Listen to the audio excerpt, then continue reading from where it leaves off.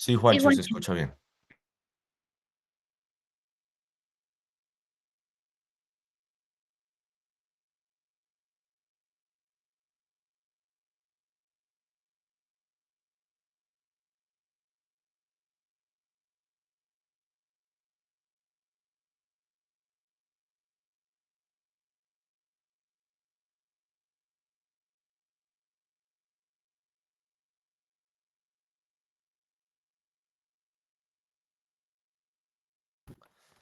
Listo, Juancho, muchas gracias. Un saludo, buenas tardes para todos.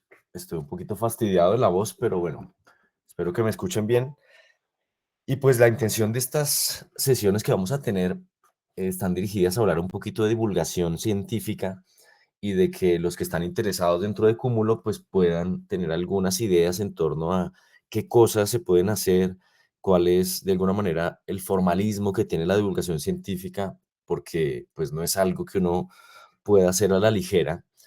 De hecho, en el imaginario colectivo pues se ve como muy fácil hacer divulgación, ¿cierto? De hecho, históricamente los divulgadores científicos no han tenido muy buena fama entre los científicos.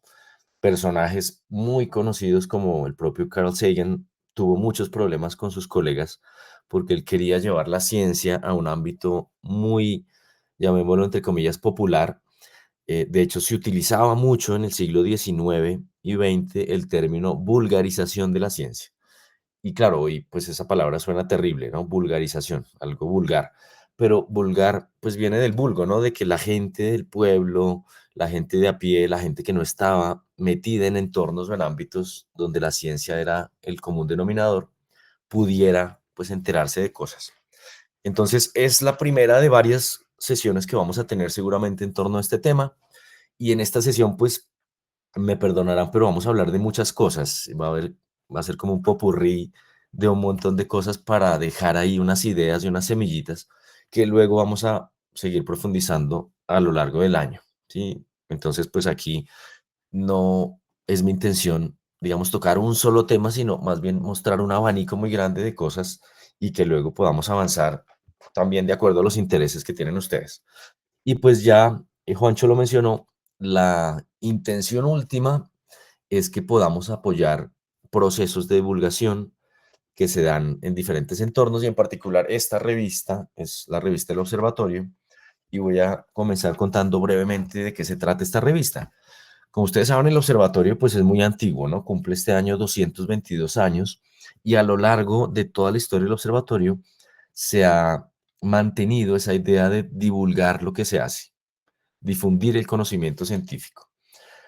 ¿Y cómo se ha hecho? Pues de muchas maneras. Entonces, bueno, esto que estamos viendo en pantalla es la página de la revista. Aquí se cuenta un poquito la historia justamente de eso que les estoy contando. Como el Observatorio Astronómico, fundado por Caldas, perdón, por Mutis, dirigido por Caldas desde 1805, empieza a mostrar cosas. De hecho, el propio Caldas es uno de los que escribe uno de los primeros artículos científicos en Colombia en el semanario de la Nueva Granada. Allí él hace pues bastante énfasis en las investigaciones que está haciendo y bueno, esto es lo que lo catapulta un poco a la fama, porque cuando a Colombia llega el sabio von Humboldt, un gran explorador europeo en 1801, lee en el semanario de la Nueva Granada, lee un trabajo de Caldas y queda sorprendido con esos trabajos y es el propio Humboldt el que le propone al señor Mutis que Caldas dirige el observatorio. Entonces, es gracias a la publicación científica que había hecho Caldas que finalmente se da a conocer, Mutis lo conoce, Humboldt lo conoce y entra a dirigir el observatorio. Y bueno, se mantiene esa tradición y durante el siglo XIX se siguen haciendo publicaciones del observatorio. Aquí hay una muy famosa que se llamó Los Anales del Observatorio Astronómico. En 1882, nuestro director de la época, José María González Benito, este tipo era brillante, este tipo era uno de los científicos más importantes del siglo XIX en Colombia y muy poca gente lo conoce, pero fue uno de los fundadores de la paleontología, de la mineralogía, fue el primero que hizo una llamada telefónica en Colombia, fue el primer latinoamericano que voló en globo en Europa, bueno, tiene un montón de datos muy curiosos que dan para otra conferencia, pero él dijo, oiga, tenemos que crear estos anales del observatorio para publicar todo lo que hace el observatorio y darlo a conocer a la sociedad. De hecho, este señor es el primero que hace un proyecto de ciencia ciudadana en Colombia. Ahora que está tan de moda la ciencia ciudadana, ¿a quién se le ocurre que eso nació a finales del siglo XIX en Colombia con este señor que, para observar lluvias de meteoros, entrenó a los policías de la época? No existía la Policía Nacional. Era un grupo de personas que se llamaban los serenos, y los serenos tenían la misión de ir con sus lamparitas de gasolina por la noche, caminando y recorriendo el centro de Bogotá para vigilar. Y él entonces los entrenó para poder hacer la observación de las lluvias de meteoros y que estos señores con lápiz y papel contaran cuántos meteoros se ven y con eso estudiar de dónde provenían estas lluvias de meteoros en un momento en que todavía había mucha incertidumbre en torno a qué eran. Pues bien, luego pues tenemos a Julio Garavito Armero. Él publica el Boletín del Observatorio Astronómico y es un medio de difusión un poco más cerrado en el sentido en que era dirigido un poco más a la gente, pues, del entorno científico de la época, los ingenieros, de la sociedad de ingenieros. Pero bueno, ahí, pues, también está la Oficina de Longitudes, que se funda en el observatorio en 1903. Y y bueno, finalmente en 1920 muere Julio Garavito, y después, en 1930 entra ya un gran personaje que es el que funda la Academia Colombiana de Ciencias. Y con la Academia Colombiana de Ciencias se funda la revista de la Academia Colombiana de Ciencias Exactas, Físicas y Naturales. Esa revista sigue vigente en nuestros días y es la revista más importante de difusión científica en Colombia. Se reúne ahí todo el conocimiento de todas las áreas de la ciencia y fue creada, como les dije, en los salones del Observatorio Astronómico, en la sede histórica donde ustedes han estado, y por eso entonces mantenemos esa tradición. Pero esa revista pues ya se salió de los linderos del observatorio, ¿no? Ya toca temas muy amplios. De hecho, hay mucha gente que publica en esa revista que no son colombianos, de otros países latinoamericanos. Pero el observatorio siguió y en el siglo XX se fundó una revista que se llamaba la Revista Colombiana de Astronomía, Astrofísica, Cosmología y Ciencias Afines. Y esa revista estaba bajo la dirección de un profesor que falleció a finales de los años 90, en el 99, profesor del observatorio. Y desde ahí pues no habíamos tenido ninguna otra publicación hasta que hace un par de años, cuando el observatorio cumplió 220 años, pues me puse a la tarea de retomar esa idea de publicar desde el observatorio y creamos esta revista Spectra. Entonces la revista Spectra pues ya es una revista que tiene publicación semestral. Aquí está el primer número, que salió hacia agosto del 2003, y cada cierto tiempo sale un número, ¿no? Cada 6 meses, bueno, primero de agosto y primero de julio y primero de febrero, perdón, sale un número.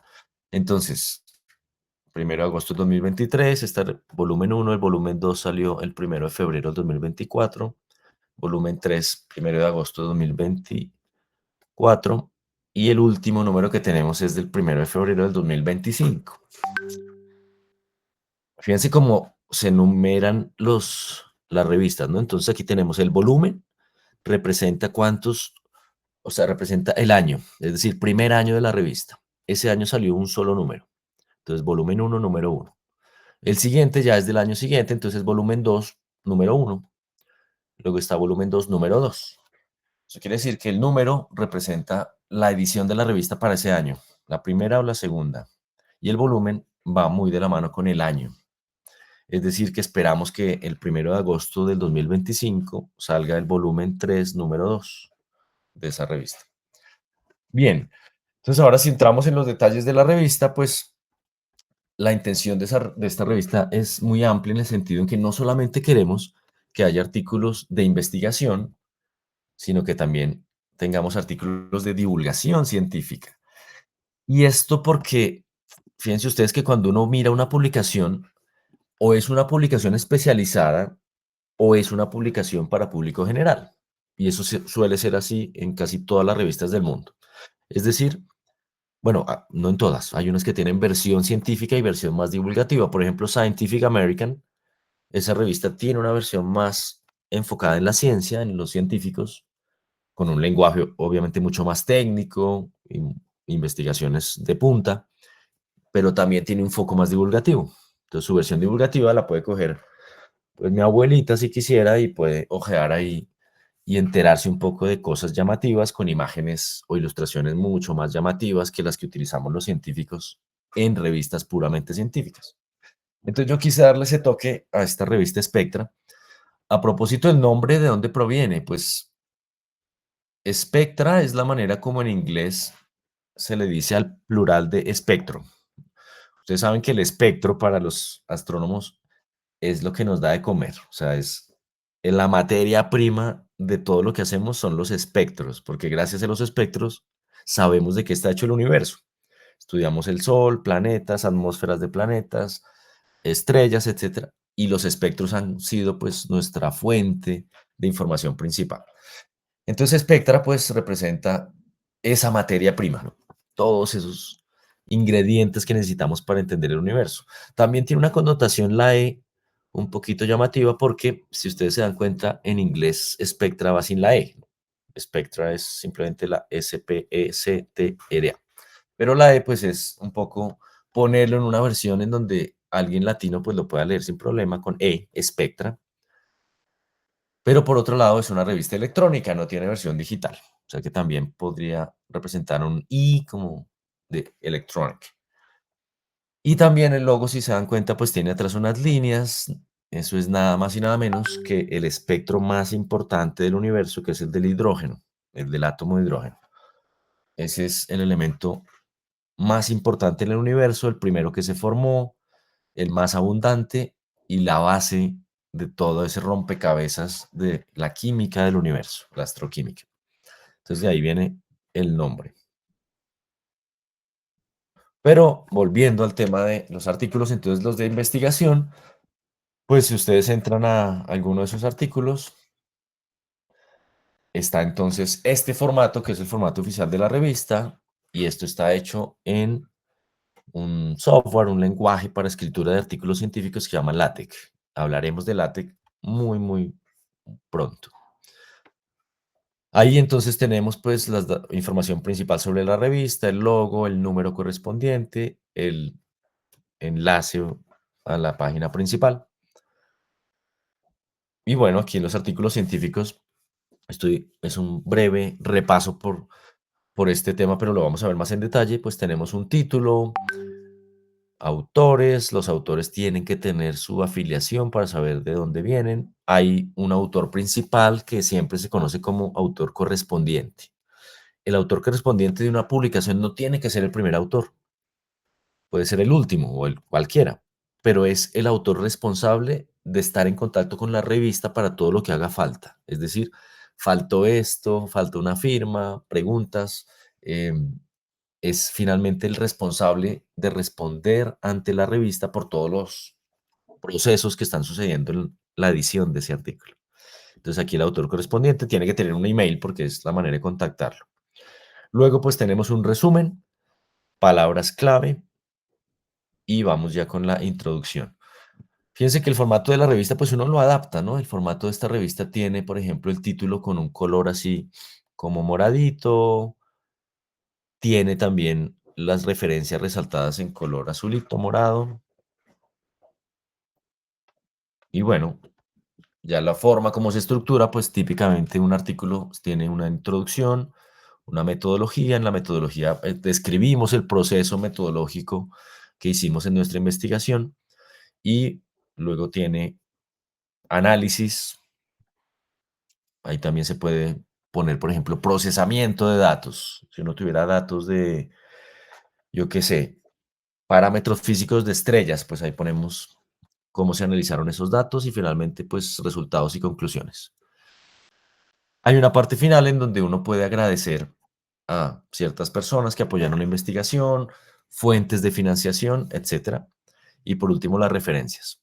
Es una estructura muy sencilla. Fíjense que este artículo, pues solamente tiene 2 paginitas y medio y está bien, ¿no? Porque la intención de Spectra es que esté escrito principalmente por estudiantes, a diferencia de todas las publicaciones anteriores del observatorio. Todas estas que les mencioné antes eran los grandes eruditos, los grandes científicos los que estaban ahí publicando. En la vida se imaginaban estos personajes que un estudiante pudiera ahí publicar algo. Era muy cerrado en ese sentido. Por lo menos no el primer autor, que el primer autor es típicamente el que lidera la investigación y el duro ahí. Pues entonces esta revista creo que rompe un poco ese esquema tradicional y le da más protagonismo a los procesos de investigación de estudiantes de pregrado o de posgrado. Bueno, aquí vemos otro articulito. No mencioné pues las figuras, ¿no? Son muy importantes las figuras en un artículo, son las que en últimas llaman la atención del lector hacia algo, puede ser el comportamiento de un parámetro físico, la evolución de algo, y para más información pues uno se remite al texto.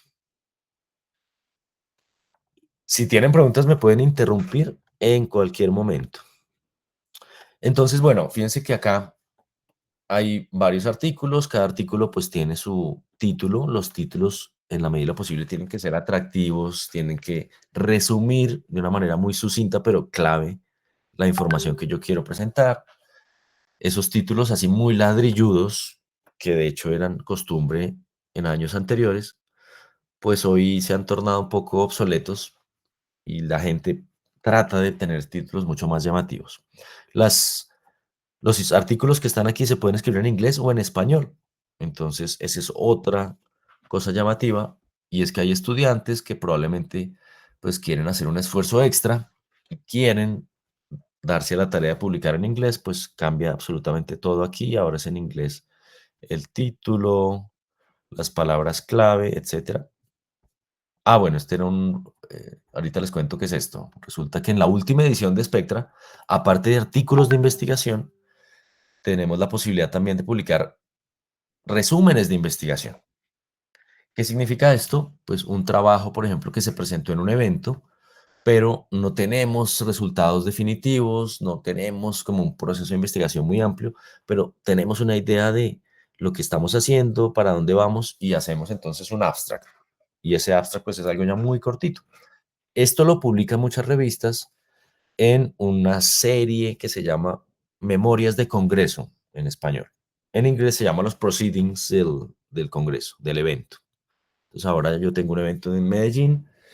Después de ese evento reúno toda la información y saco unos proceedings, pero esos proceedings pueden tener artículos extendidos de varias páginas o pueden tener simplemente abstracts. Típicamente los abstracts se refieren a las presentaciones que se han hecho como póster en un congreso. Si yo presento un póster en un congreso, no me van a dar en una revista un espacio de 5 páginas para que presente el póster. No, no tiene sentido porque sería más espacio que el póster mismo. Entonces lo que hacen las revistas es, usted presenta un póster, pues ahora envíe un abstract chiquito y yo se lo publico en una paginita. Y eso pues también tiene sus referencias, muy importante. Y si queremos agradecer, pues también tiene sus agradecimientos. Bien, ¿hasta ahí hay alguna pregunta?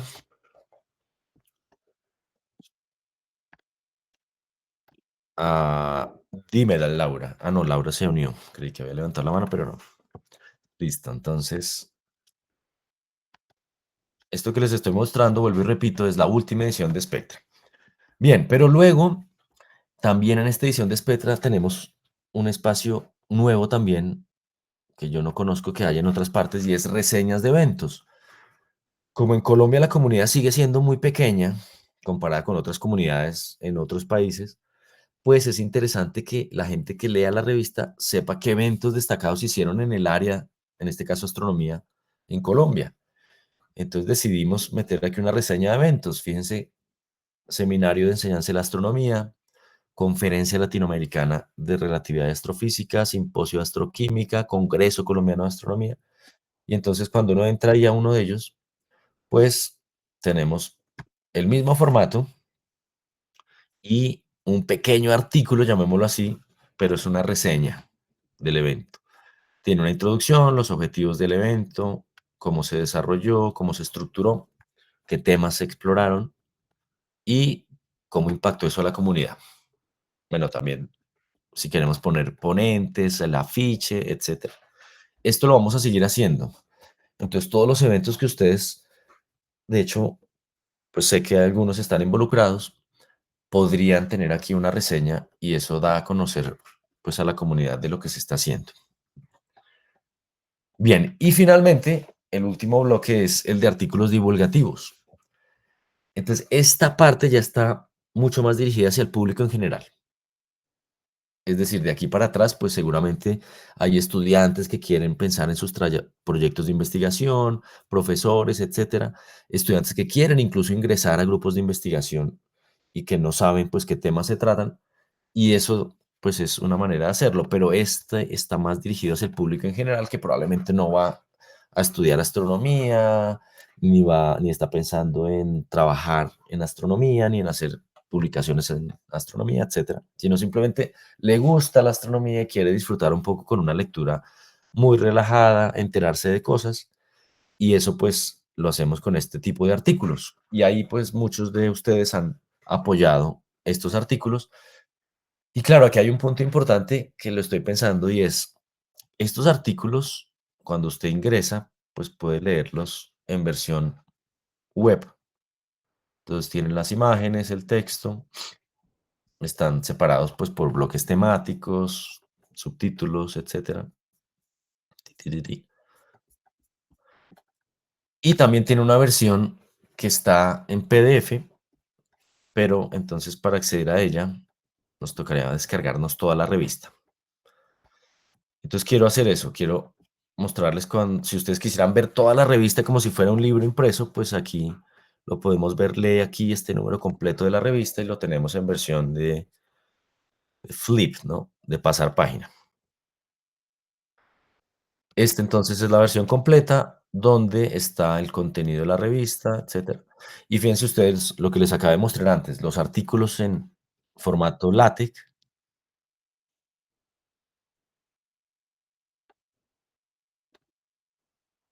todas formas, para una persona del público general enfrentarse a leer un artículo así a veces es muy harto, es de hecho ladrilludo. Entonces, por eso típicamente este tipo de formato no se utiliza para artículos divulgativos. Vamos a ir avanzando.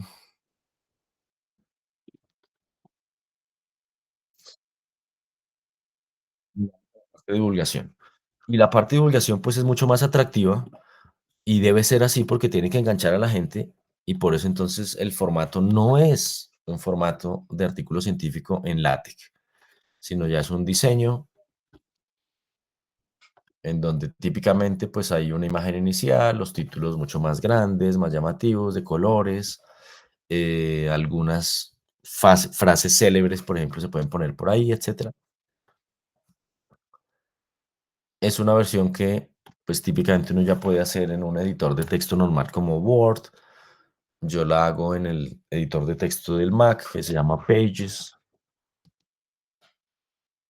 y así avanzamos artículo por artículo. Bueno, perfecto. Entonces, eso es como ha estado funcionando la revista hasta ahora, ¿no? En estas 4 ediciones. No quiere decir que sea inamovible. Y claro, un punto en discordia es, bueno, ¿será que estos artículos divulgativos vale la pena también ponerlos en el formato de LaTeX? Mi visión del asunto es que todavía el público general no está preparado para ello y puede que aleje a la gente y diga, no, esto tiene un formato que es para pues allá para los científicos, no me interesa o lo veo complicado, no es llamativo, la letra muy pequeña, etcétera. Obviamente para el que escribe es mucho más sencillo. Los que ya estamos acostumbrados a escribir en LaTeX, pues se nos facilita mucho la vida. Es decir, yo me peleo muchísimo con todos los documentos de este tipo que les mostré divulgativos porque las figuras se descuadran, la edición es un complique, mientras que en LaTeX uno no se preocupa sino por escribir. Se olvida del diseño, se olvida de las márgenes, se olvida de los tipos de todo. Simplemente escriba y ya. El software le va generando el diseño de manera automática y precisa. Bueno, Listo, ¿qué más les puedo contar de la página para cambiar de tercio y irnos a hablar de más cositas? Ustedes aquí tienen, como ya mencioné, el archivo de todas las ediciones y los envíos. Uy, esto me está saliendo mal aquí, ¿no? Hasta ahora me doy cuenta. Sí. Envíos, ¿qué significa envíos? Pues que alguien que quiere postular un artículo, pues tiene un formato aquí de Google Forms, en donde aquí, por ejemplo, nos está diciendo la fecha límite, esto está mal, tengo que actualizarla. Es 15 de junio de 2025. Me la actualizo de una vez para aprovechar. Entonces, el 15 de junio de 2025 es la fecha límite para los artículos que salen el 1 de agosto. Claramente, pues uno tiene un tiempo de edición de sus artículos. Los artículos pasan por una revisión. Si son los artículos científicos, pasan por la edición del comité editorial. Ahí estamos todos los profesores del observatorio. Entonces, lo que hago yo es coger los artículos, dependiendo del tema, se lo envío a un profesor. El profesor me dice, sí, está bien, o hay que meterle más cosas. Entonces, contacto al autor y le digo, mire, hay que hacer esto, esto y esto, para que dé ese tiempo de interacción entre el evaluador, el editor de la revista que soy yo y el autor, pues un mesecito más o menos. Y luego, pues ya hacer el montaje de todo eso en la página web. Todo esto está montado en GitHub, ¿no? Entonces, tanto la página web como los templates. ¿Qué significan los templates? Que vamos a ver. Dice el siguiente enlace. En el siguiente enlace encontrarás el template. Ta, ta, ta. Entonces, cuando uno entra ahí a ese enlace, me lleva a un GitHub que es del Observatorio de Astronomía OAN, de Spectra en particular, y ahí pues están todos los macros. ¿Qué significan los macros? Pues los archivos de estilo, etcétera, pero el main es el que uno tiene que editar para poder meter su texto, ¿no? Y su artículo. Eso lo veremos en más detalle en su momento. Por ahora solo quiero como que tengan una visión general de cómo se enviaría un artículo, pero podemos verlo en detalle. Entonces, claro, Spectra, como ya mencioné, tiene cabida, en Spectra tiene cabida artículos científicos divulgativos, Cúmulo ha apoyado los artículos divulgativos. No estoy muy seguro si a la fecha hay algún miembro de Cúmulo que haya escrito un artículo científico. Creo que sí, creo que sí. Bueno, bueno, ahí voy a hacer un parón. ¿Hasta ahí hay alguna pregunta? Fíjense que les he contado muchas cosas, luego vamos a entrar en los detalles de el formato LaTeX, etcétera. Pero quiero hablarles un poquito de divulgación. Entonces me voy a gastar un buen ratico hablando de términos generales de la importancia de la divulgación, los formalismos en torno a la divulgación, porque me parece importante y sé que no es la última vez que que hablaré de esto, porque pues es un tema que llama mucho la atención. Voy a, si me permiten, cerrar un momentico unas cosas porque estoy con la memoria del computador a reventar y me sale un mensaje ahí de que estoy sin memoria todo el tiempo. A ver,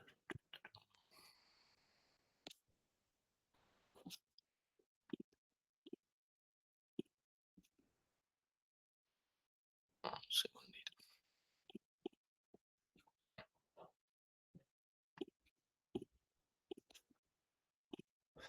Perfecto, entonces estamos viendo en pantalla una presentación en donde lo primero que quiero, y vuelvo a repetir, es mencionar la diferencia entre divulgación y difusión, porque se usan muchos términos. Les voy a contar algunos de ellos. Aparte de divulgación, difusión, apropiación, vulgarización, popularización, entonces seguramente tienen otros tantos.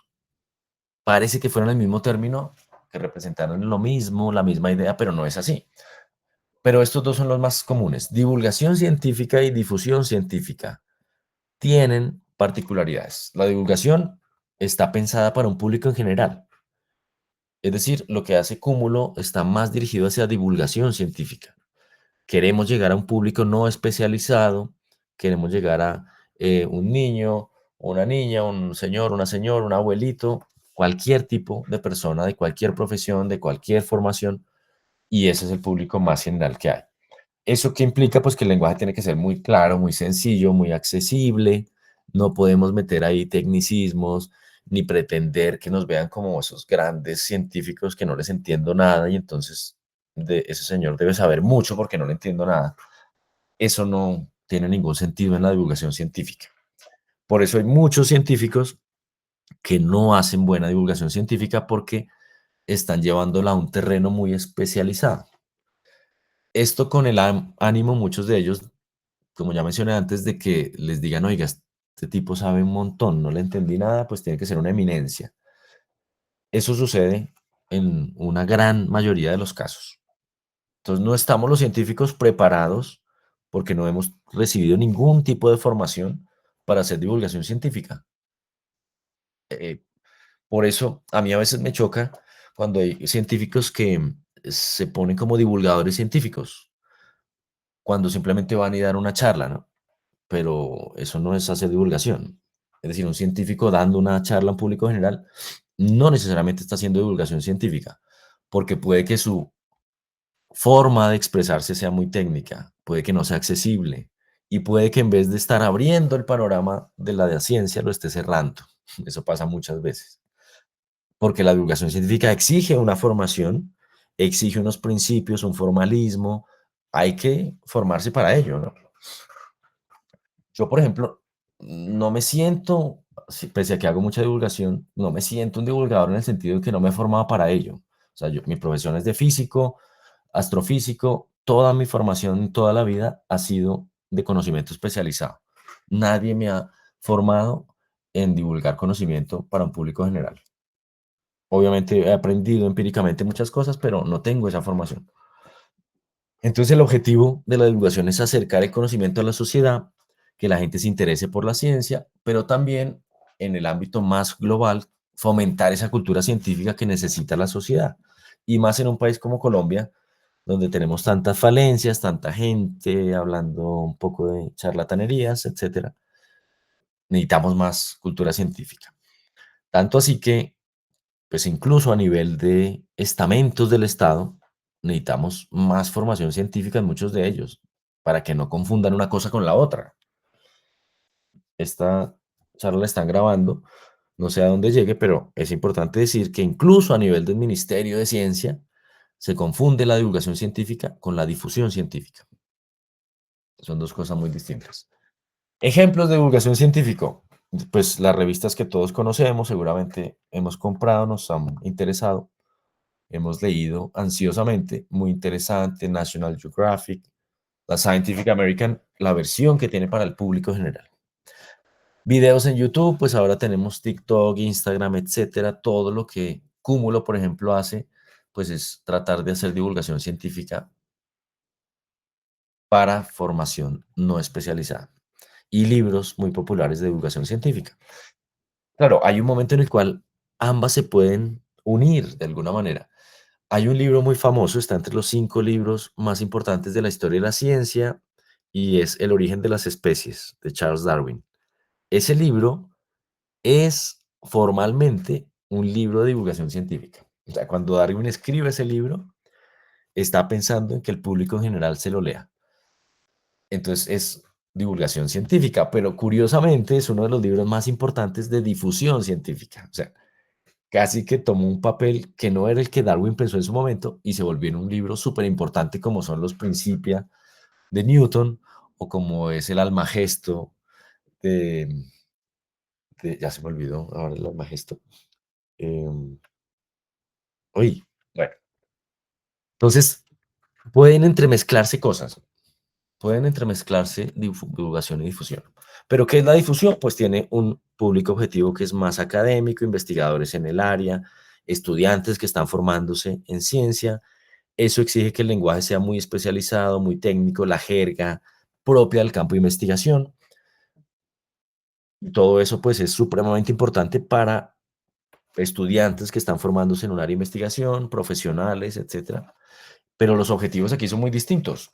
Aquí hay que pensar que uno quiere es compartir sus resultados con el mundo académico, que los expertos en el área o los neófitos en el área, pero académicos, sepan lo que usted está haciendo, entiendan, puedan ir a preguntarle, puedan hacer colaboraciones, etcétera. Y para eso, pues existen revistas especializadas y esas revistas tienen que tener un comité evaluador, entonces se llaman revistas arbitradas. Yo no puedo difundir la ciencia sin tener alguien que evalúe si ese conocimiento es verídico o no. Tiene que pasar por lo menos por un par evaluador que me diga si esto está bien, porque entonces sería muy loco, ¿no? Cualquier persona, cualquier científico, pues publicaría lo que le dé la gana y eso sería la verdad absoluta y eso sería pues como una realidad verídica sin pasar por ningún riguroso sistema de evaluación. Entonces, eso no puede suceder. Tiene que haber pares académicos. Presentaciones en congresos. Yo voy a un congreso, presento mis resultados y alguien podría decir, bueno, ¿y ahí dónde está el par académico, el evaluador? No, pues el evaluador es toda la gente que está asistiendo a ese congreso y que si usted dice una barra basada le van a decir, oiga, no, eso está mal y hasta lo pueden expulsar ahí del auditorio si usted se pone muy terco. Entonces, eso es importante, ¿no? Enfrentarse al escrutinio de la comunidad académica que valide o no los resultados que usted está presentando. Y bueno, hay repositorios en donde están esos artículos. Un segundín. Entonces, eso es importante, ¿no? Tener bien presente que ustedes también como científicos en formación o académicos en formación, porque esto no solamente es para las áreas de ciencias, para ingeniería, para alguien que trabaje en cualquier área que se les ocurra, académica, tiene que pasar por este sistema de evaluación de pares académicos en revistas, en congresos, etcétera. Bien, entonces ya con esa diferencia, ahora voy a pasar a presentar algo en donde voy a resumir muchas cosas. Y como esta charla ya les conté que es un popurrí de un montón de cosas, pues ahora le vamos a meter más cosas porque voy a mostrarles esta presentación en inglés que hice en un curso eh, cuando yo estaba en el University College en Londres. Ahí había un curso de comunicación efectiva, divulgación, pero como sí, habilidades, estaba buscando habilidades de comunicación. Esto es un desafío para los científicos. Comunicar es muy complejo para un científico si uno quiere hacerlo de manera precisa. Y de manera precisa no significa solo difusión científica, es decir, no solo para una comunidad académica, no. Precisión también se requiere a la hora de hacer divulgación. Por eso siento que a veces hay personas que intentan de muy buenas maneras hacer divulgación científica, pero como no lo hacen de manera precisa, rigurosa, entonces el efecto es contrario. Y en vez de estar ampliando ese panorama y fomentando la cultura científica, lo que están es fomentando otras cosas. Esto pasa mucho, pues, con muchos influencers que hacen cosas para hacer divulgación científica, pero no las hacen bien. Entonces, bueno, la pregunta surge y es válida de por qué necesitamos comunicar la ciencia. Comunicar la ciencia es ambas cosas. Divulgación y difusión, ambas hacen parte de la comunicación de la ciencia. Y es porque, pues de alguna manera, tenemos que llegar al público. Otra vez menciono eso, el público general, el public engagement. ¿Qué significa engagement? Esa palabra en inglés es muy chévere. Bueno, en español también, pero no tanto porque en español se llama compromiso. De hecho, es la palabra que en inglés también se usa para una persona que se comprometió y entonces ya le pusieron el anillo de compromiso y se va a casar dentro de poco.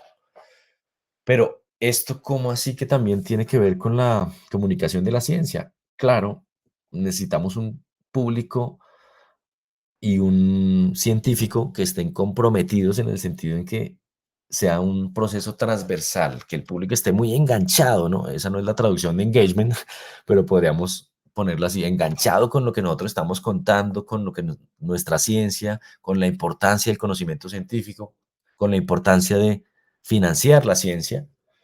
Fíjense que hace unos años los científicos salieron a las calles con sus batas e hicieron una marcha. Y eso ha pasado en varias partes del mundo, pero en Colombia me acuerdo mucho que hace como unos 10 años no, que necesitamos financiar la ciencia, entonces vamos a protestar y salieron los científicos con sus batas por toda la 26 y luego la séptima y llenaron la Plaza de Bolívar y yo no fui, o sea, yo decía, pero qué tontería, porque es que uno sale con una bata y ya, entonces espera que la gente del público diga, ay, sí, ese señor es científico, necesita plata, necesita que lo ayudemos y es muy importante lo que está haciendo. No, esa no es la manera.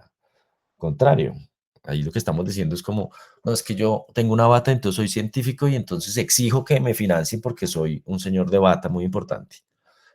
No, eso no es public engagement. El public engagement es justo lo contrario.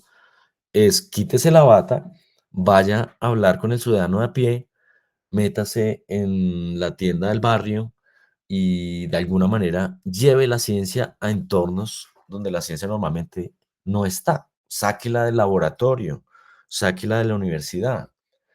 Hace unos años, cuando yo era jefe de extensión, pues me inventé una cosa que se llama Universidad al Barrio y es coja la universidad y sáquela del campus, sálgala por la 26, por todas las salidas y llegue a todos los barrios alrededor de la universidad y luego llegue más lejos a más localidades porque nosotros tenemos que llegar a sitios donde la gente no va a tener la posibilidad de leer un libro de ciencia, no tiene una biblioteca, no tiene un museo de ciencia, no está interesado en ir al planetario.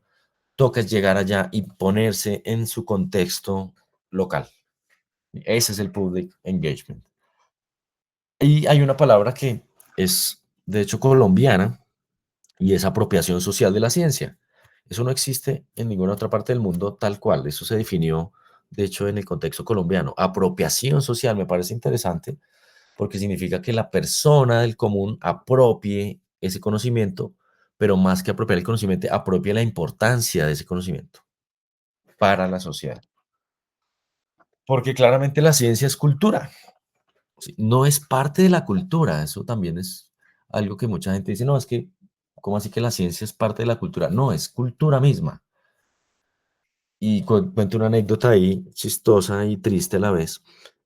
Un colega que es el director de la revista más importante de divulgación en astronomía en español, que se llama justamente Astronomía, él aplicó a unas ayudas del gobierno español, esta revista tiene ya más de 30 años, y aplicó a unas ayudas del gobierno español del Ministerio de Cultura para publicaciones. Entonces, financiaban publicaciones en el ámbito cultural.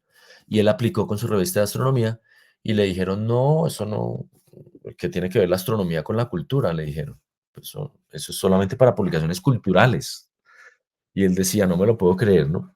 Un país como España, donde la divulgación científica es supremamente potente y el Ministerio de Cultura no entiende que la ciencia es cultura. O sea, qué esperanzas, ¿no? Si así está el tema en España, pues en Colombia ni hablar, o sea, ni hablar. Pero ¿por qué la ciencia es cultura? Y si hablamos de las ciencias, pues la astronomía, como bien le decimos madre de todas las ciencias, pues también es parte fundamental de la cultura y lo ha sido durante miles y miles de años.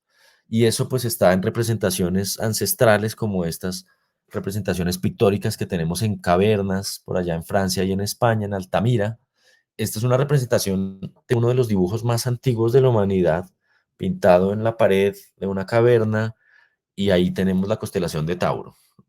Ahí entonces tenemos esa conexión de los humanos con el firmamento, una conexión que cada vez se rompe más, y tenemos menos posibilidades de ver estrellas, etcétera.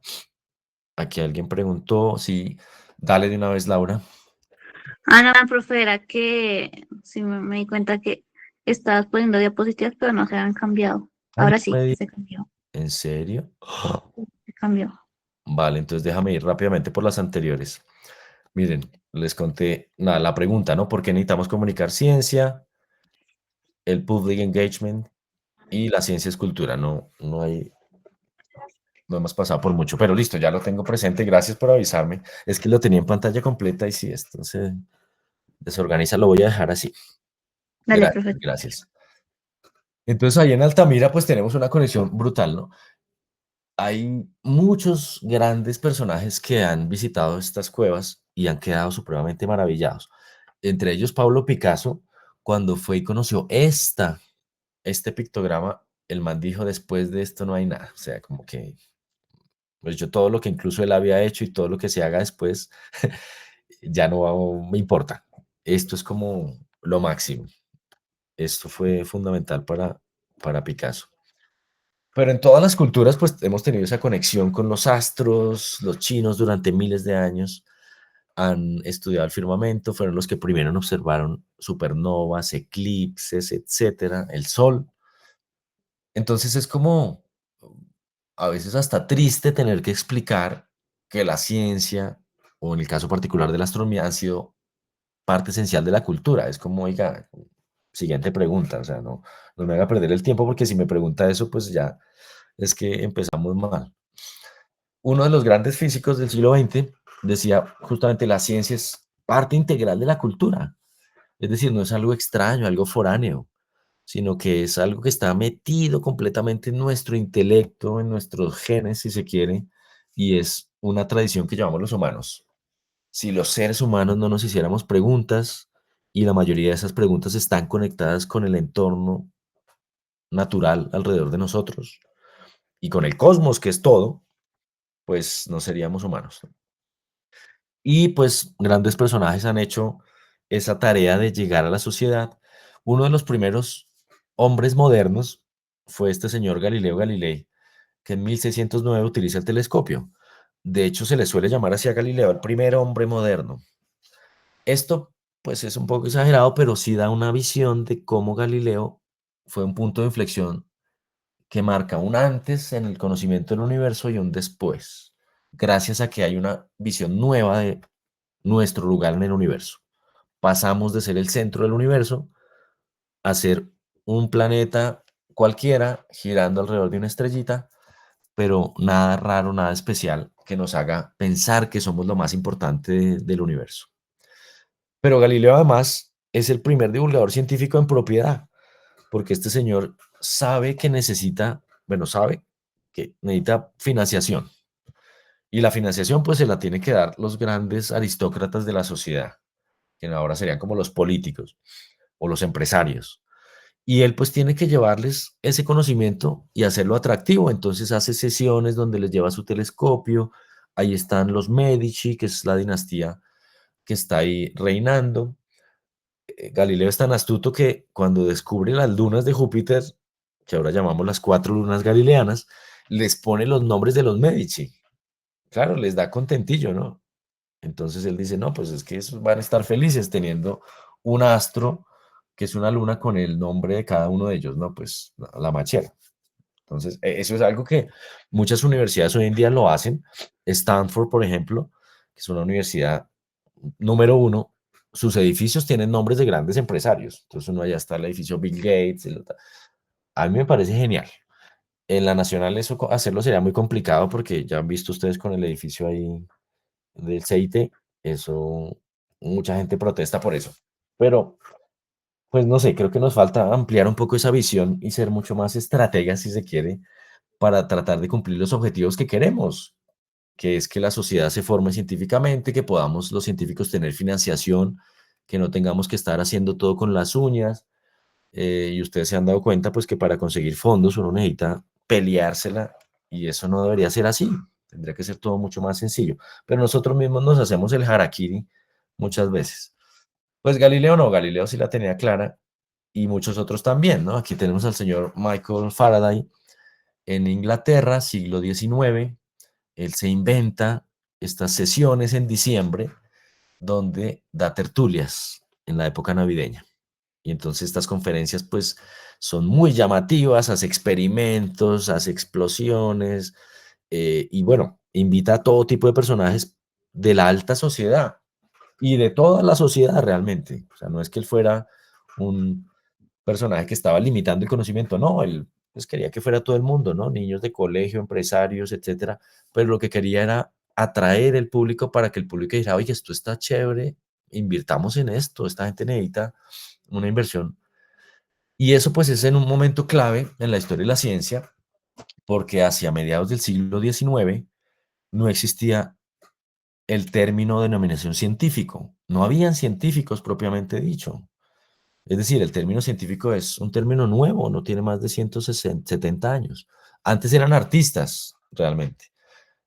Se le conocía como filósofos de la naturaleza en la época de Newton y artistas, de hecho, artistas era un término que involucraba la filosofía de la naturaleza, la creatividad, la imaginación, etcétera. Voy a contar muy rápido la ruptura entre el arte y la ciencia y ocurre en unos desayunos hacia mediados del siglo XIX. Tres personajes muy reconocidos de una sociedad que se llama la Sociedad Británica de la Ciencia. Ellos dijeron, oiga, estamos cansados de no tener plata para investigar, porque yo tengo mi profesión, yo soy músico, yo soy no sé qué, y en los ratos libres hago ciencia, pero nadie me está pagando por hacer ciencia y entonces yo estoy cansado de trabajar por la mañana en una cosa y por la noche tener que hacer ciencia porque me gusta. Y entonces deciden llevar una protesta en donde ellos dicen, no necesitamos una palabra que nos defina y que sea una profesión y que nos paguen por ello y que podamos aplicar a subvenciones del Estado, etcétera, para hacer ciencia. Eso no existía.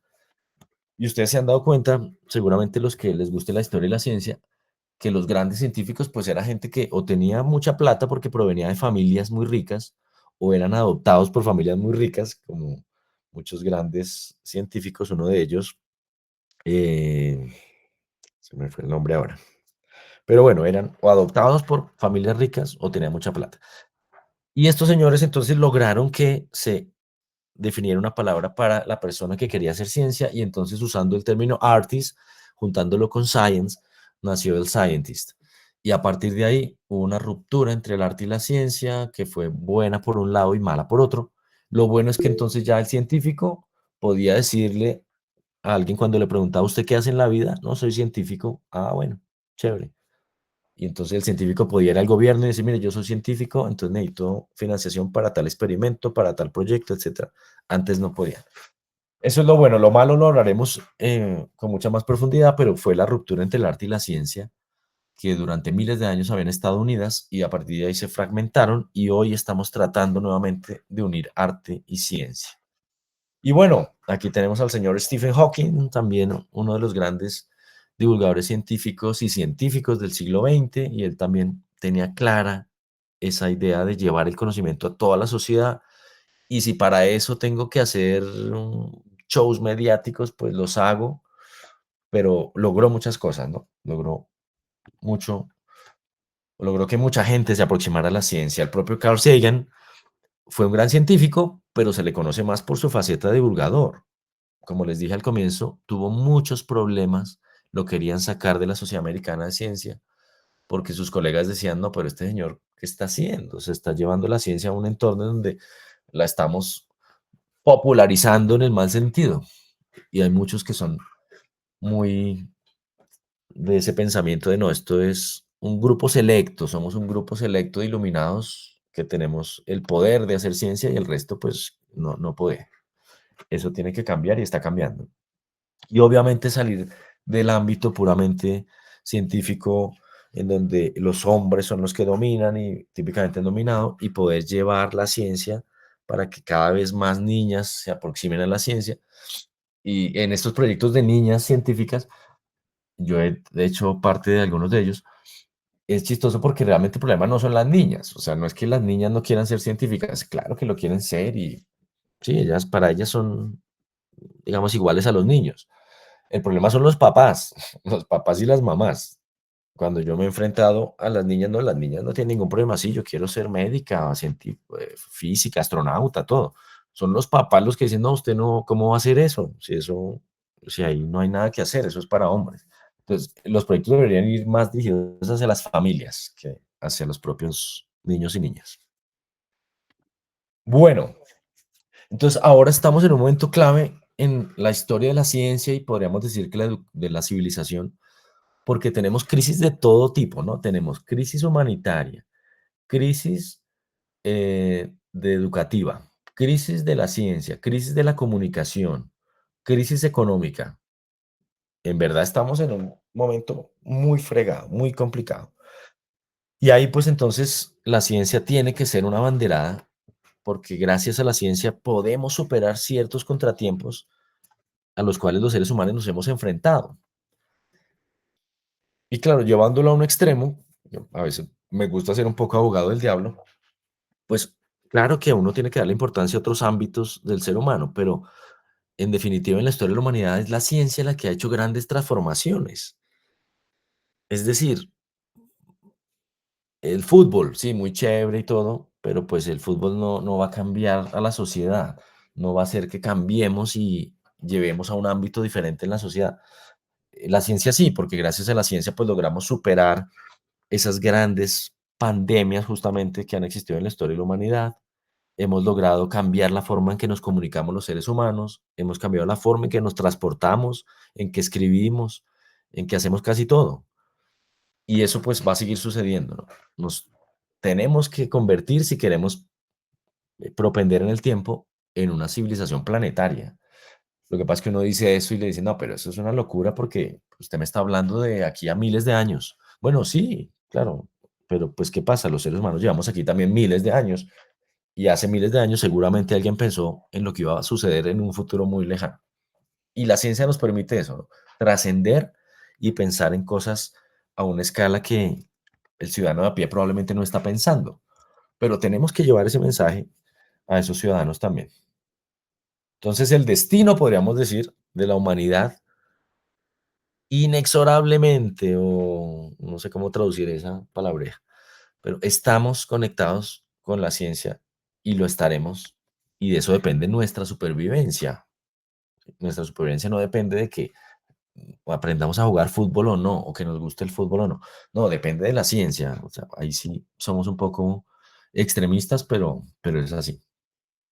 Entonces, lo malo que tiene la ciencia en la actualidad y los científicos y los que nos dedicamos a la academia es que somos muy malos relacionistas públicos y ese es un problema muy grande, porque entonces la percepción que tienen de nosotros, la sociedad en general, es que somos pues fríos, sí, somos muy competentes, pero realmente falta como una empatía con la sociedad y no somos fiables. Esto parece mentira, pero el científico no es una persona fiable.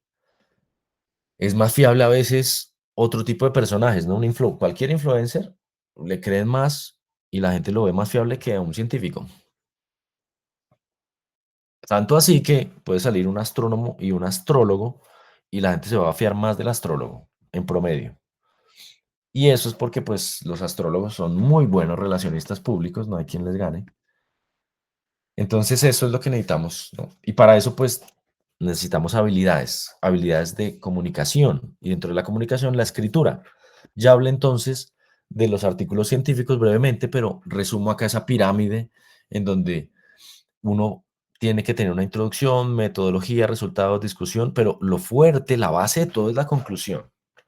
Eso es lo que soporta todo mi artículo y toda mi investigación, las conclusiones que yo pueda sacar. No crean ustedes que las conclusiones tienen que ser siempre favorables. Mucha gente hace investigaciones y muchos estudiantes dicen, no, pero es que no salió lo que yo quería. No, pero no importa, no es lo que usted quiera, es lo que la ciencia le dice y si el resultado no es favorable o no es el que usted esperaba, sigue siendo un resultado y es importante. Entonces, todas esas conclusiones soportan la pirámide de la investigación. Y claro, en un artículo, pues entonces tenemos que tener en cuenta todas esas preguntas claves, ¿no? Y esas preguntas incluyen los cómo, los porqués, los para qué, cómo se encontró algo, para qué, qué significa. Todo el tiempo nos estamos haciendo preguntas, así como esos niños y niñas que están en la llamada famosa edad de los por qué esto, por qué lo otro, y uno responde y siguen diciendo, bueno, pero ¿por qué? ¿Y por qué? ¿Y por qué? Y hay un momento en que ya el papá o la mamá se cansan y dicen, bueno, ya no más preguntas, porque sí. Eso es lo peor que le puede uno decir a un niño, ¿no? Porque sí, porque entonces ya le cercenó completamente esa curiosidad.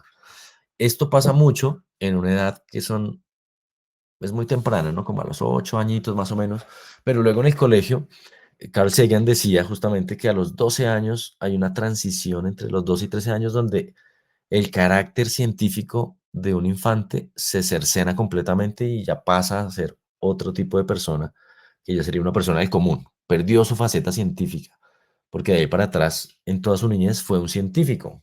Se hizo preguntas, tuvo curiosidad, hizo cosas por ensayo y error, desde que aprendió a caminar y sabía que si daba un mal paso, pues se caía y entonces se hacía daño.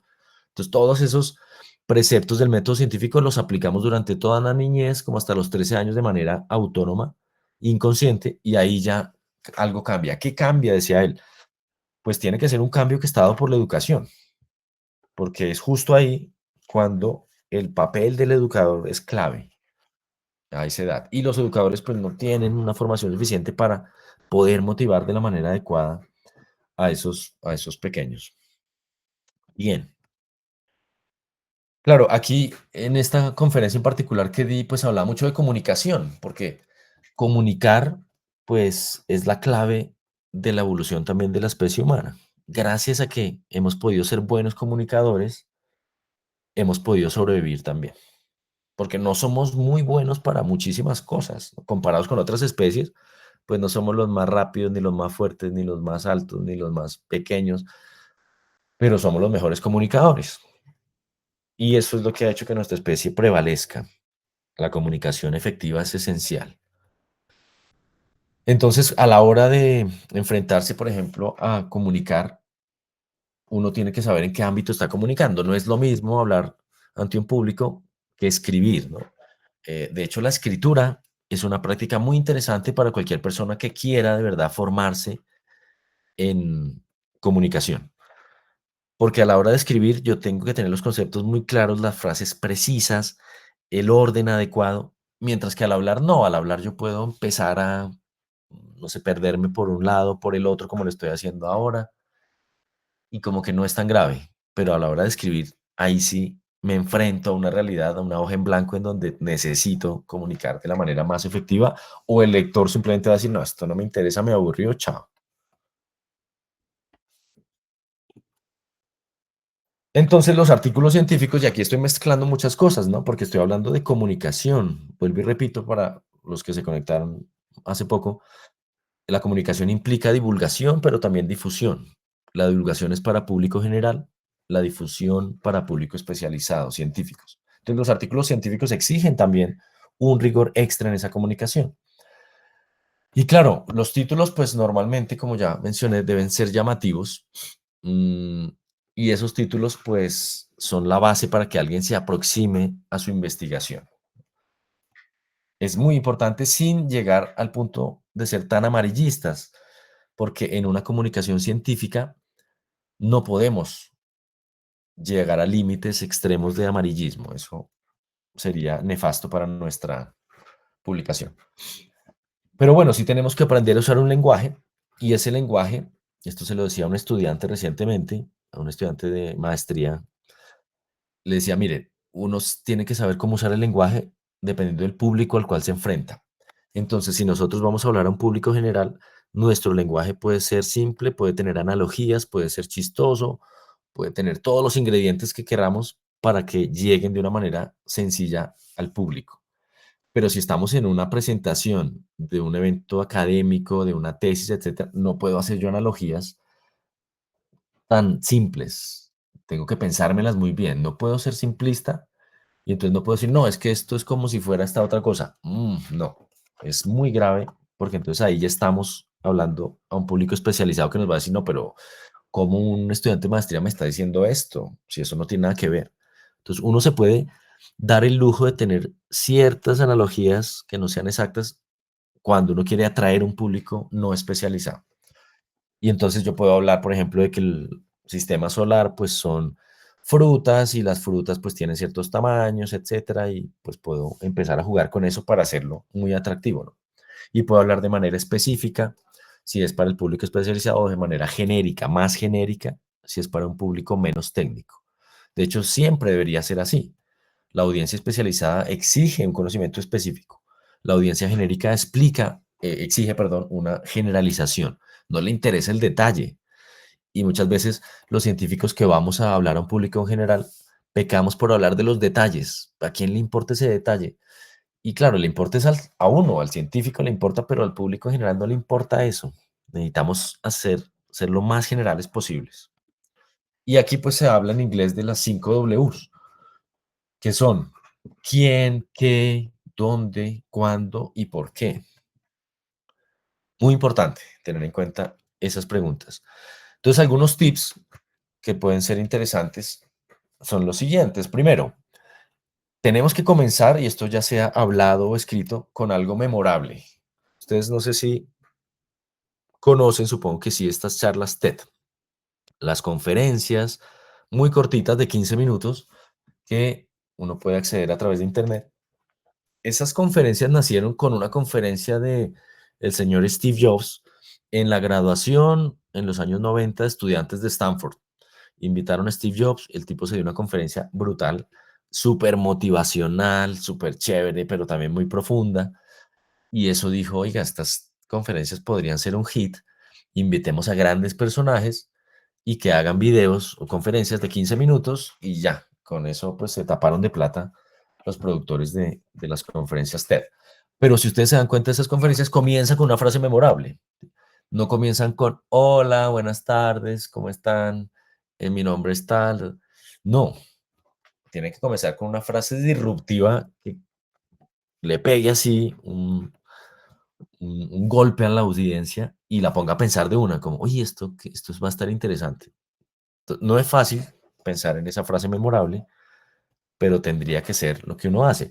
Lo mismo sucede cuando uno va a buscar trabajo y se enfrenta pues a un evaluador, a una persona de recursos humanos, y ustedes me imagino que conocen este speech de 3 minutos, ¿no? El elevator pitch, que significa que usted tiene el tiempo que se demora un ascensor en subir, no sé, digamos que 10 pisos, para convencer a alguien de que su proyecto es el mejor.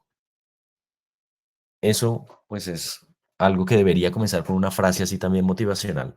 Buah. Y esa frase, pues, no tiene que ser algo tampoco así muy extraordinario, ¿no? Fíjense estas frases de acá: "Programming your quantum computer". Entonces, claro, uno lee eso y dice: "Oiga, chévere, computador cuántico, ¿y cómo lo va a programar?". Pues, me interesa, ¿no?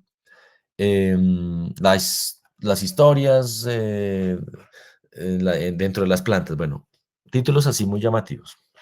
Voy a ir un poquito más rápido para que me dé tiempo a contarles más cosas. Segundo, enganchar, esta no es la traducción, pero a mí me gusta enganchar a la audiencia, ¿no? Al lector o al que lo está escuchando desde el comienzo. Pero eso exige conocer la audiencia. Esto también es algo en lo cual pecamos muchos conferencistas.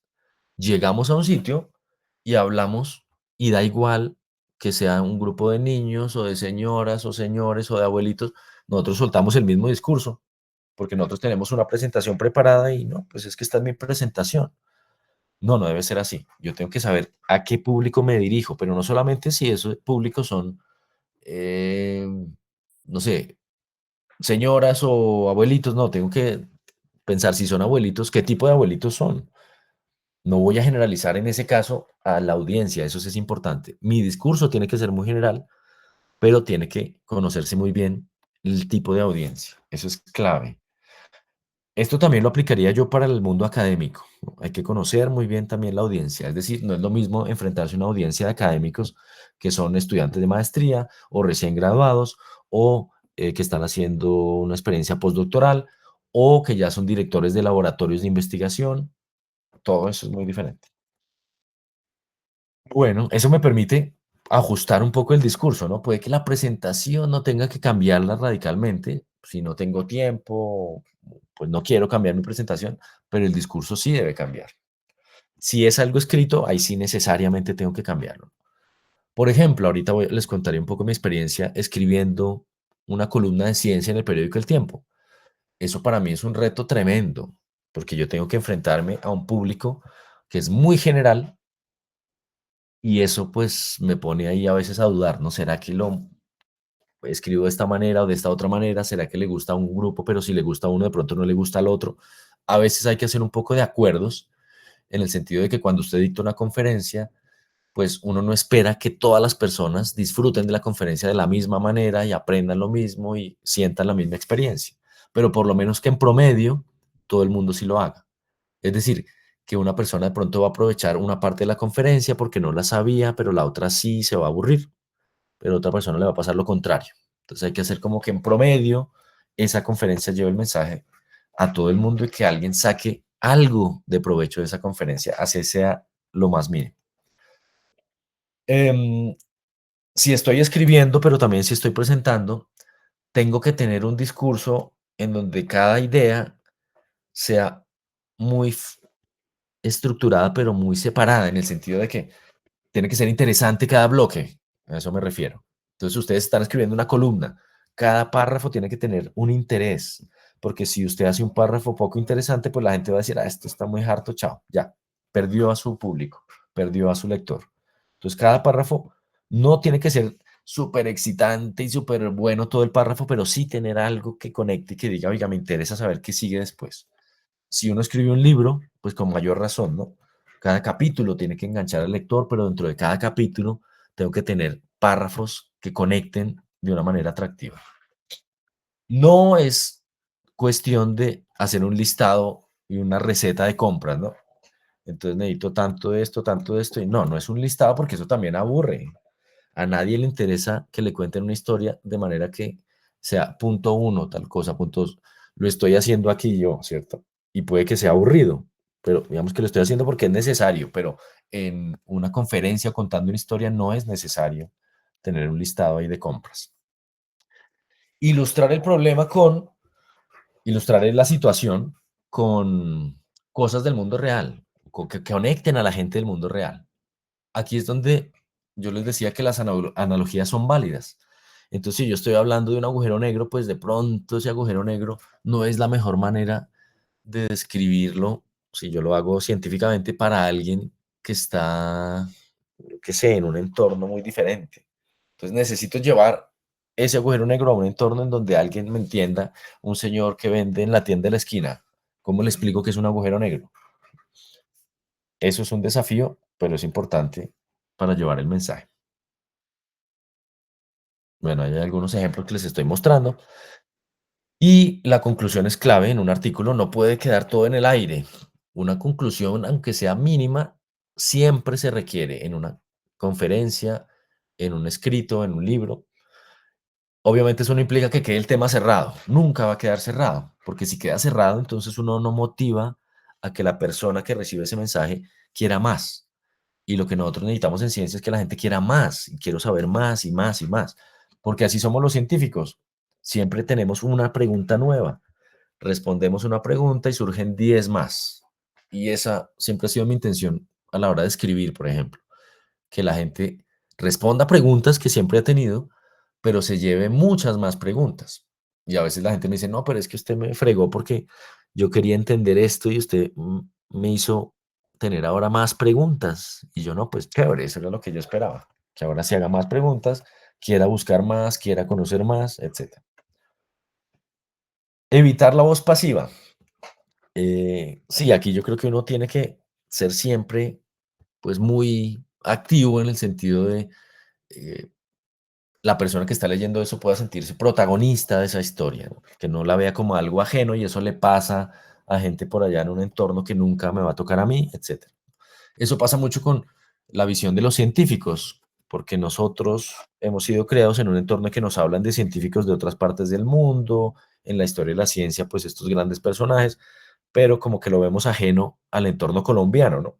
No se imagina uno esos grandes científicos comiendo chocorramo. Y claro, eso tiene que cambiar, uno tiene que mostrar que sí se puede, o sea, que sí son experiencias que me pueden pasar a mí, en la cotidianidad mía, en mi entorno, etcétera. Escribir para los lectores, ahí es un poquito de lo mismo, ¿no?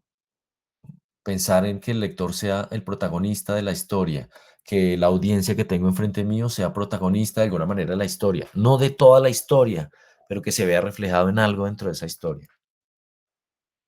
Tenemos que definir sobre qué queremos escribir. Entonces, esto es como un resumen de preguntas interesantes, ¿no? ¿Para quién está dirigida esta conferencia, este texto? ¿Cuál es mi audiencia?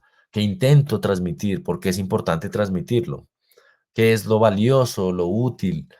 ¿Qué conocimiento es importante para las personas que están frente a mí o están leyendo lo que yo escribo?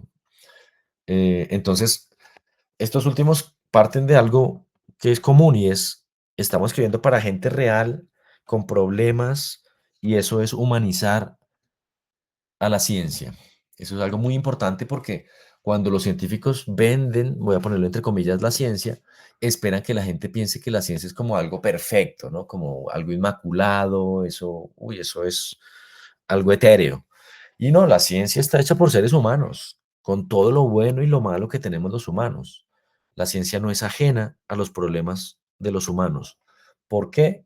Porque la ciencia está hecha por personas con vidas reales, con problemas reales, con historias reales, y eso afecta en la forma como hacemos la ciencia.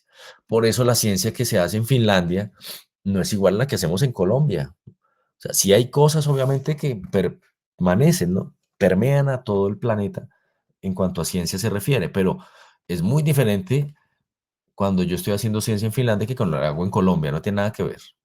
Por eso es importante asumir una responsabilidad extra que tenemos en Colombia, que los científicos tenemos por el hecho de estar aquí haciendo ciencia. Y esto, pues de pronto hay científicos muy moralistas en el sentido que dicen, no, pero es que yo estoy haciendo ciencia, a mí no me importa dónde la haga. Oiga, no, pero es que la está haciendo en un país con una particularidad, con un sistema, con un entorno, con una...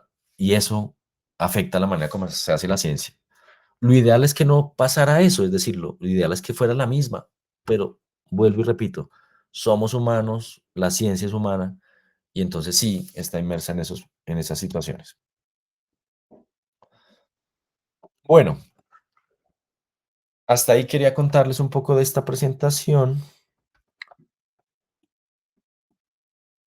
No sé si hay preguntas. Esto es mucho más extenso, ¿no? Esto es un abrebocas, pero me gustaría hablarles muchos más detalles en torno a esto que les comenté en esta presentación última en particular.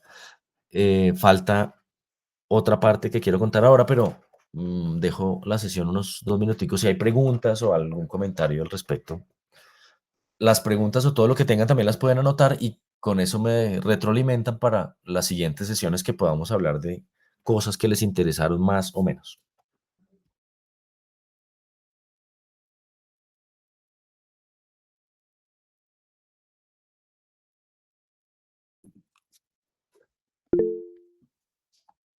Sí, Juan Pablo, adelante.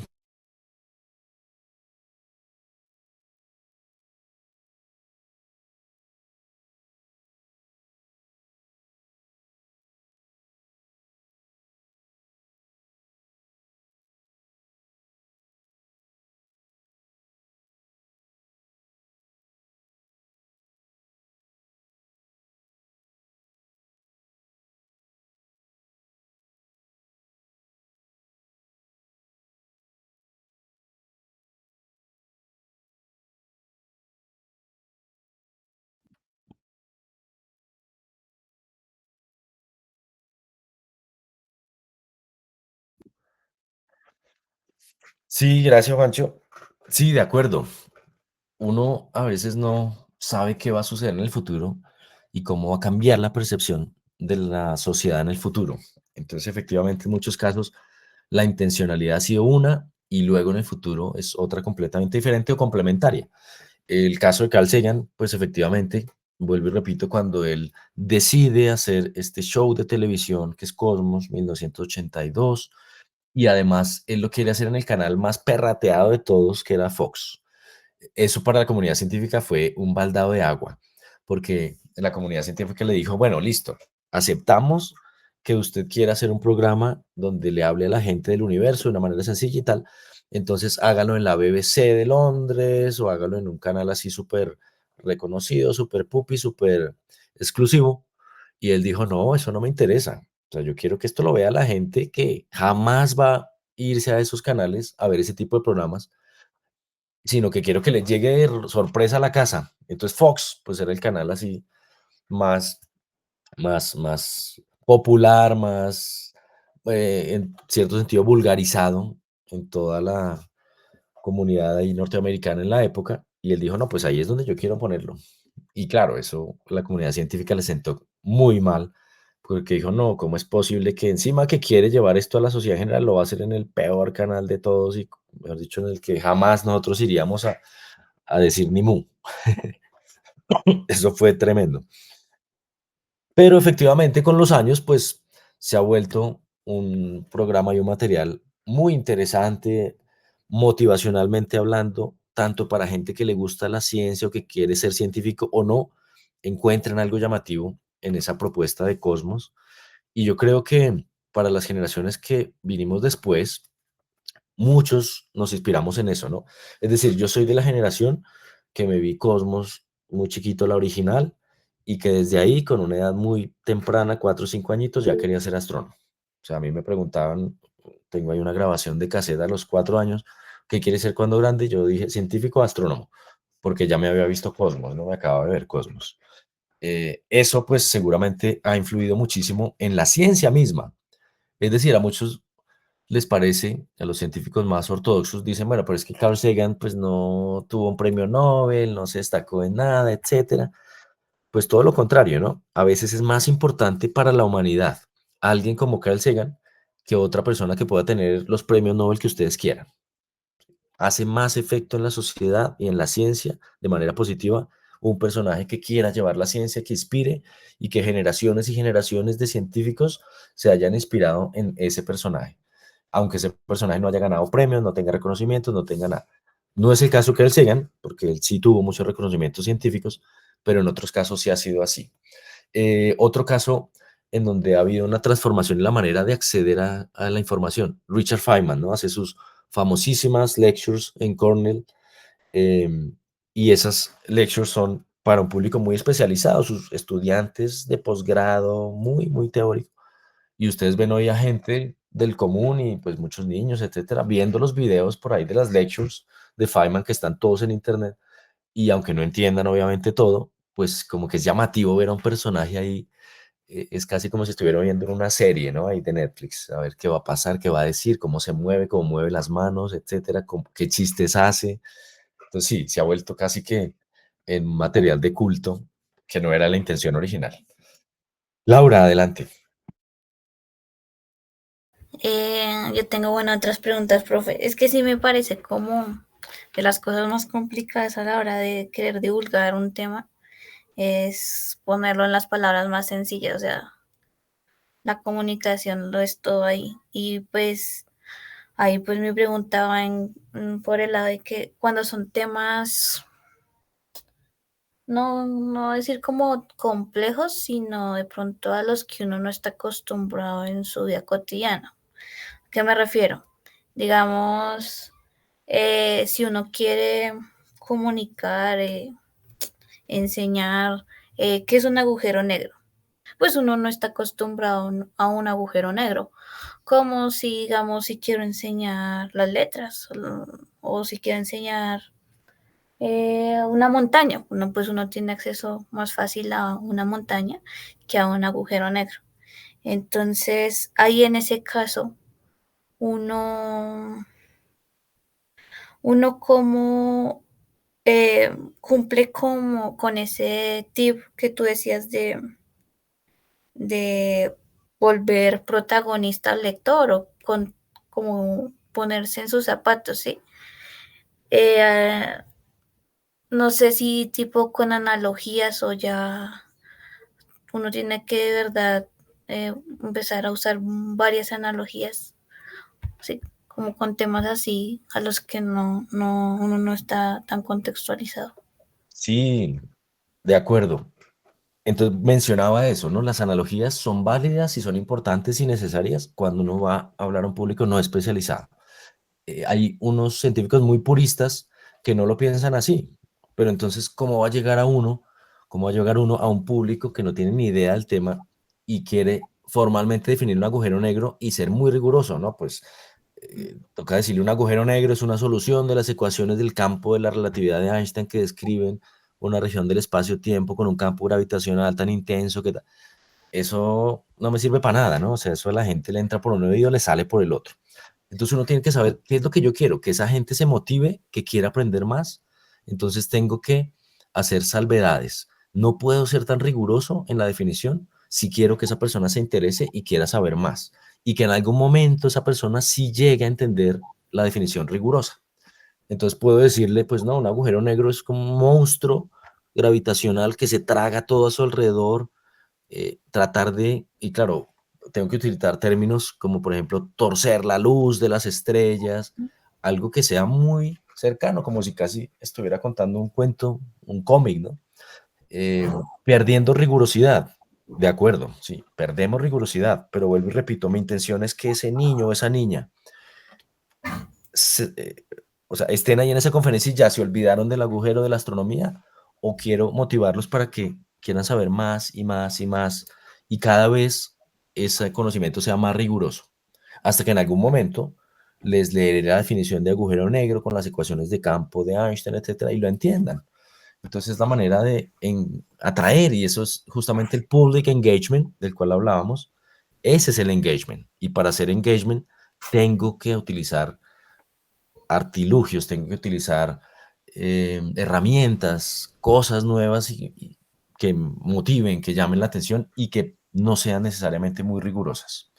Ok, ok, gracias, profe. Y hay una pregunta más, como, digamos, si estás hablando de, bueno, la charla de los agujeros negros, pero no van a haber más charlas, ¿sí? Solo es una a la que tú convocas a niños, ¿sí? Sí.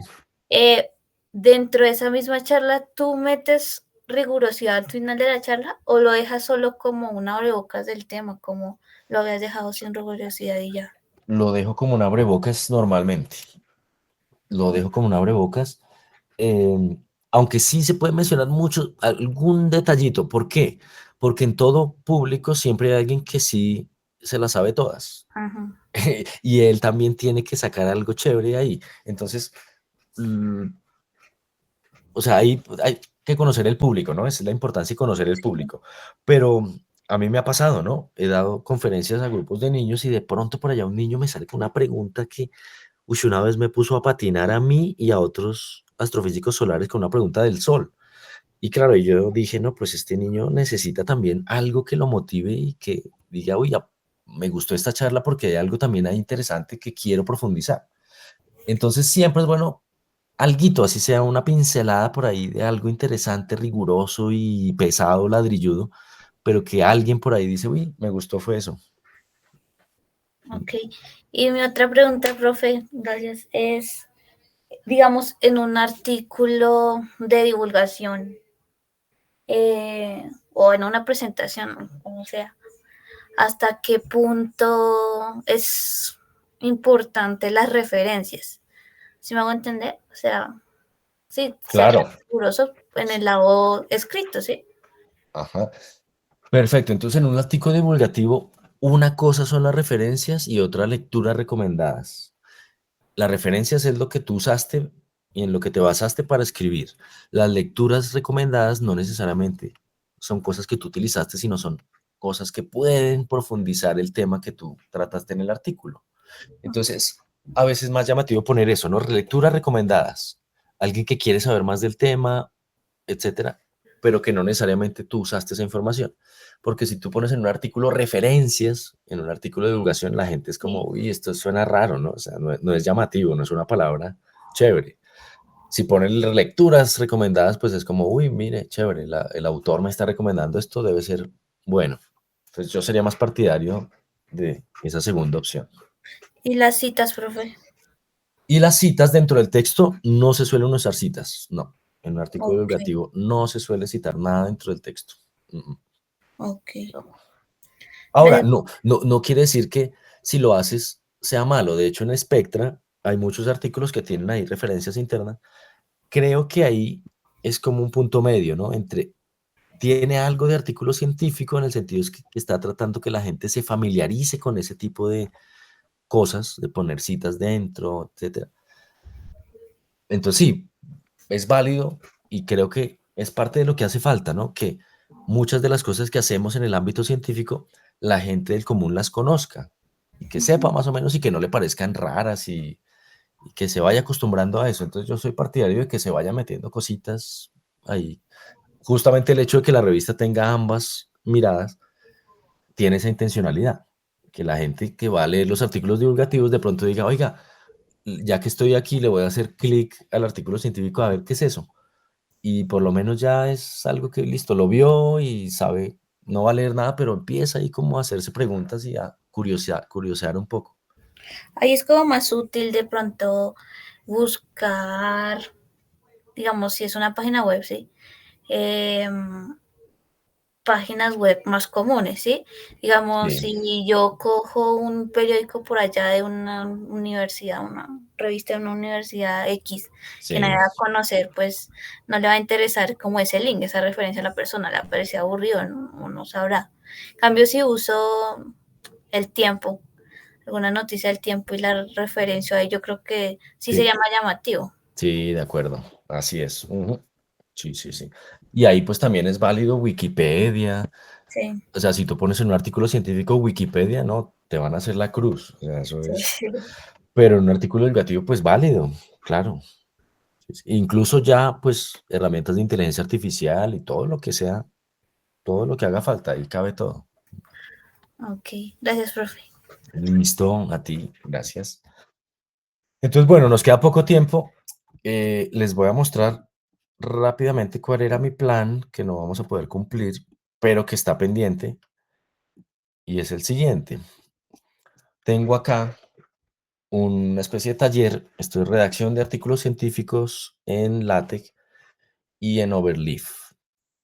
Entonces, quiero mencionar qué significa eso, pero simplemente les voy aquí a mostrar, pues, que es un compendio de muchas cosas en donde vamos a hablar de la importancia de la estructura en los artículos científicos, bla, bla, bla, bla, bla. Eso es el abrebocas de lo que veríamos en la siguiente sesión, ¿de acuerdo?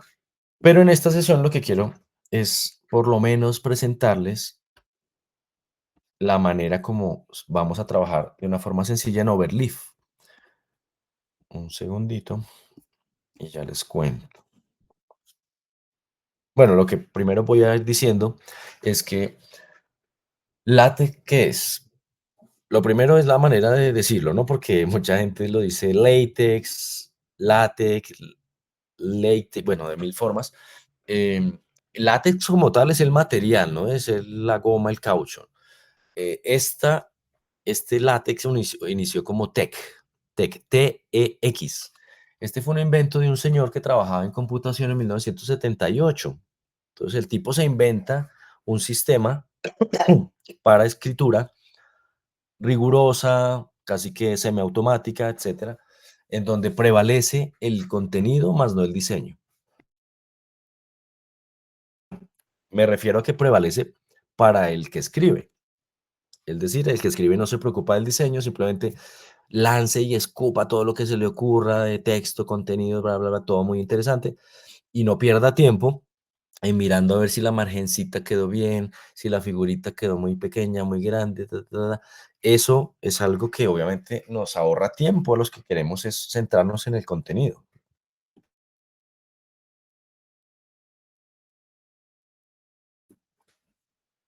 Un segundo ya, vale. A ver, que no me está abriendo. Un segundito.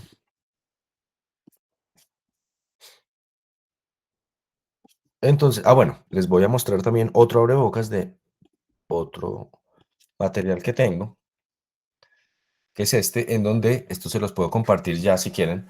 Esta es una introducción a todo el sistema LaTeX, una presentación de un señor, de un profesor de la... Sí, vale. Y aquí pues está todo, ¿no? Cómo se estructura un texto, cómo es la nomenclatura, etcétera. Muy interesante. Pero obviamente hoy se pueden apoyar en inteligencia artificial, ¿no? En ChatGPT, o sea, yo necesito hacer tal cosa, pues pregúntenlo ahí, háganlo ahí y va a ser muy sencillo.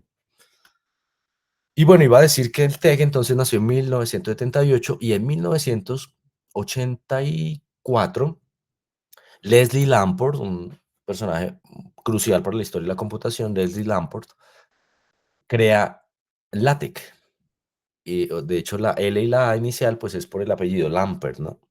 Entonces LaTeX es una modificación de TeX en donde la visualización es mucho más sencilla, es mucho más simple, mucho más amistoso y esa es la que perdura hasta nuestros días. Entonces, la manera de decirlo correcta es LaTeX, LaTeX. Ustedes pueden escuchar por ahí que alguien lo diga látex, está mal dicho. LaTeX está bien dicho, pero no se suele usar. Entonces, la manera de usarlo correcta o más común es LaTeX, LaTeX, para que lo tengan presente. Y lo que quiero hacer ahora entonces es rápidamente, nos quedan 10 minutitos, pero un abrebocas, que es el siguiente. Tururú.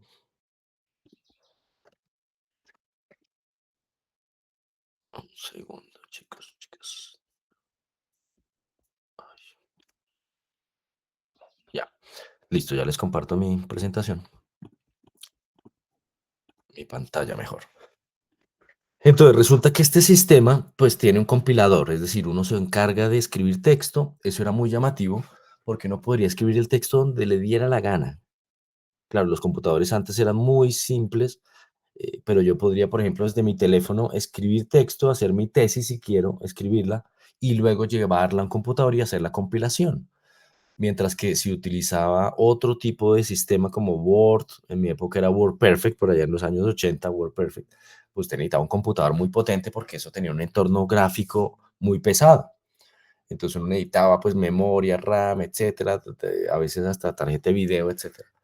En LaTeX no, uno podía escribir lo que le diera la gana. De hecho, mi tesis de pregrado pues la escribí creo que sí, ¿no? Casi que en una calculadora y luego pues ya llegaba y compilaba en la casa en el computador. Eso facilita muchísimo las cosas. Pero ahora hay un sistema mucho más sencillo y es un sistema colaborativo en línea, porque antes uno tenía que descargarse todo el paquete T que era súper pesado para el Mac. Ese paquete eran 5 gigas o sí, un poquito más. Y uno hacía todo en su computador, pero eso no le permitía compartir lo que uno estaba escribiendo, hacer colaboraciones, etcétera. Y Overleaf, pues es la manera colaborativa en que yo puedo tener todo eso en la nube sin necesidad de descargarme absolutamente nada. Entonces, vamos a entrar a Overleaf, si les parece, y lo que quiero es que vean la manera de hacerlo. Ah, pero yo ya entré aquí directo al mío.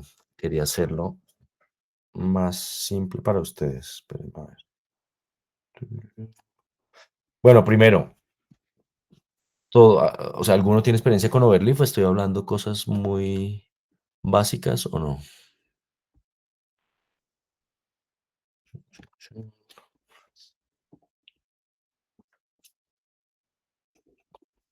Estoy tratando de que me comience desde cero.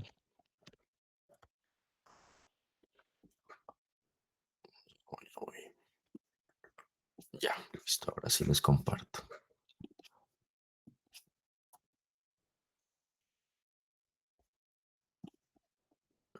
Ya, pero ahora los perdí a todos.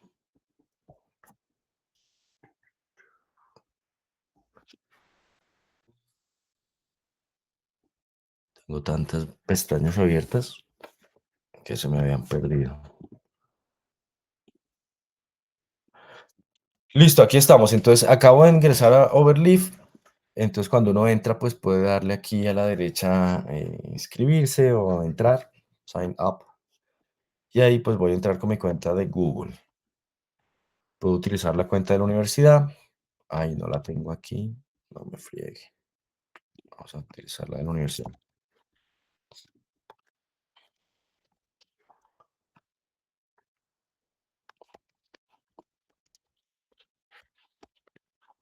A ver, la clave no me acuerdo. Ah, bueno, me entra el correo. Sí, sí.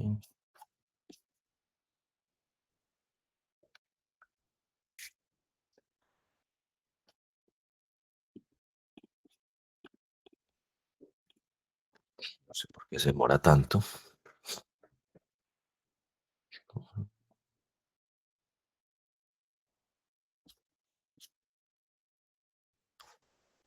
Listo, ya por fin entonces entro.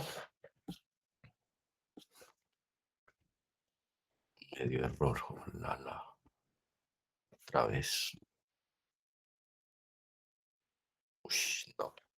Voy a tratar de entrar con el ORCID a ver si. No, esto está muy raro.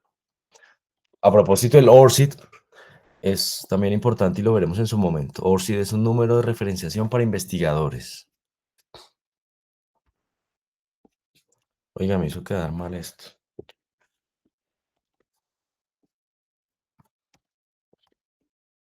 Estaba tratando de hacerlo desde cero y entonces me abrió otra ventana de incógnito, etcétera, para que ustedes vieran. Pero entonces me va a tocar ya para seguir cerrando porque me toca irme a otra reunión ahorita. Pero entonces les muestro cómo es la configuración de mi overview ya propiamente dicho. Entonces aquí tengo pues todos mis proyectos. Yo los proyectos de hecho los tengo separados aquí por tags y el tag pues es por ejemplo si son tesis de grado, tesis y trabajos de grado. Entonces le doy ahí y ahí tengo pues tesis, proyectos de tesis, los artículos de Spectra. Aquí está cada edición de Spectra. Entonces yo lo edito de tal manera que cada artículo lo pongo acá y ahí entonces tengo una organización de artículos por número, volumen, etcétera. Luego tengo acá, por ejemplo, estos son los proceedings de un evento que hicimos. Entonces aquí están los proceedings del evento.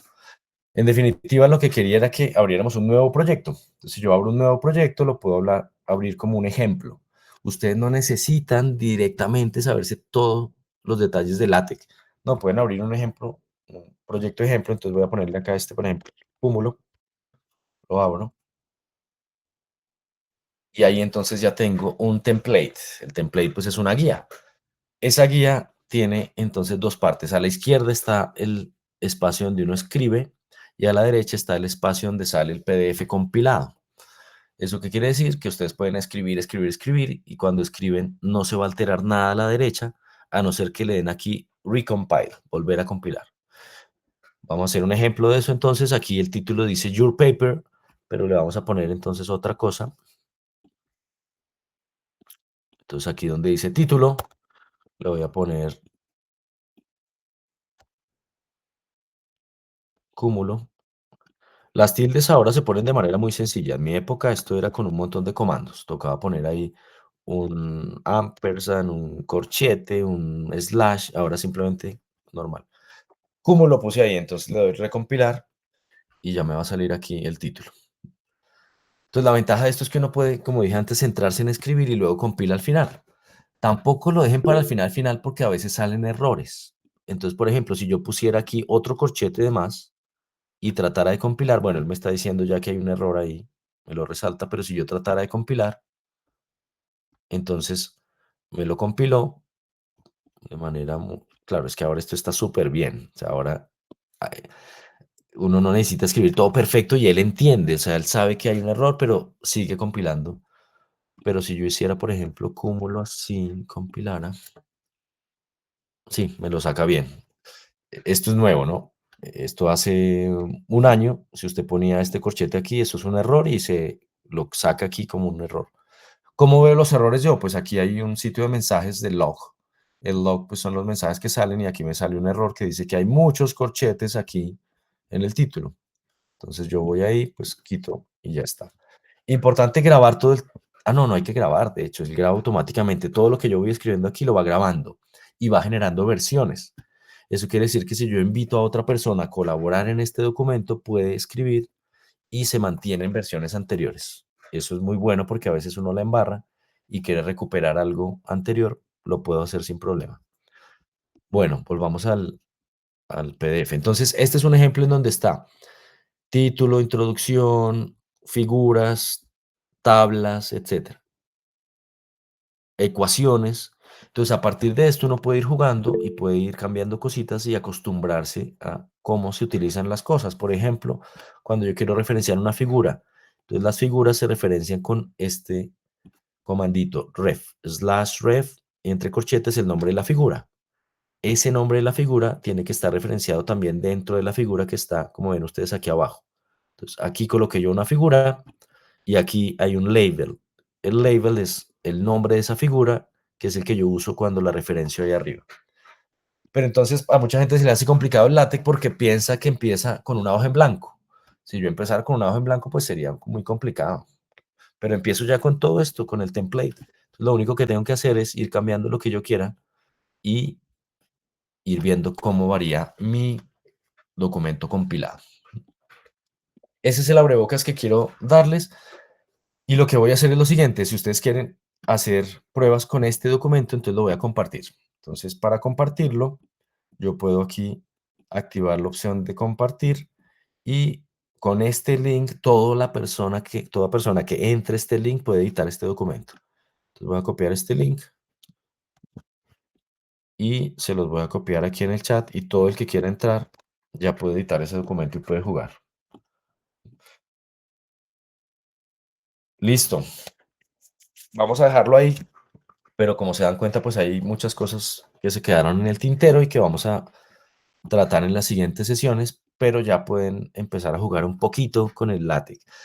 Cuando ya veamos en particular el template de la revista Spectra, pues ya jugamos con el template que tenemos en Spectra y ya podemos hacer cambios ahí directamente.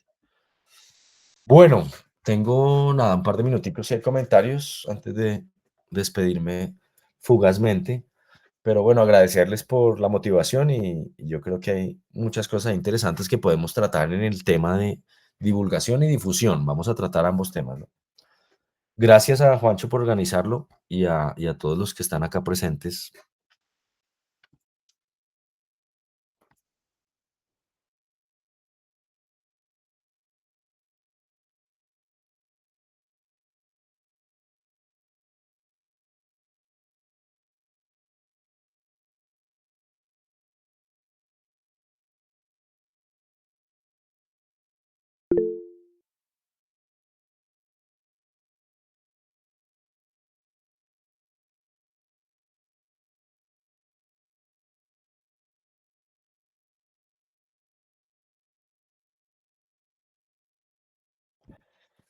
Y las presentaciones que tengo las podemos ir subiendo de una vez.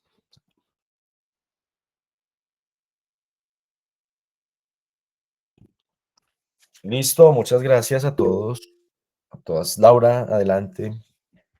Profe, una pregunta, ¿tú sabes usar GitHub o los beneficios de pronto que nos pueda tener para nosotros en general para eso? Por supuesto, de hecho, todo lo que tengo de las páginas del observatorio, de Spectra, de todo lo que hago, de los congresos y todo, todo está en el GitHub del observatorio. Permítanme un segundo y lo muestro para que al menos conozcan el entorno de GitHub. O podríamos Entonces, dejarlo de pronto para una sesión listo, futura, perfecto, pero sí, pero de una vez les digo que obviamente importantísimo que cada uno tenga un GitHub o que Cúmulo tuviera un GitHub, eso es súper útil. Ahí se pueden hacer unas páginas web espectaculares, se puede tener repositorio de código, se puede tener documentos, súper. Entonces sí sería buena idea abrir un GitHub para Cúmulo. Ah, mira, Cúmulo tiene GitHub, acaba de mencionar Eduardo. Súper, que nos perfecto. enseñe a usarlo. Listo, listo, listo. Sí, hay que hacer una sesión de GitHub, de acuerdo. Vale, gracias, profe. Súper. Y lo otro que tiene que abrirse es un ORCID, lo copio aquí, ORCID es súper clave. Mm, Y ya, por ahora.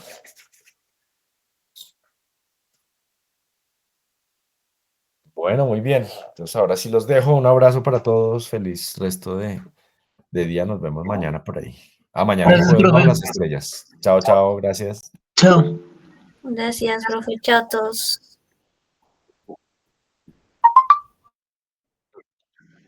Ah, es que tenemos la ROM ya. Tendremos. Bueno, chao.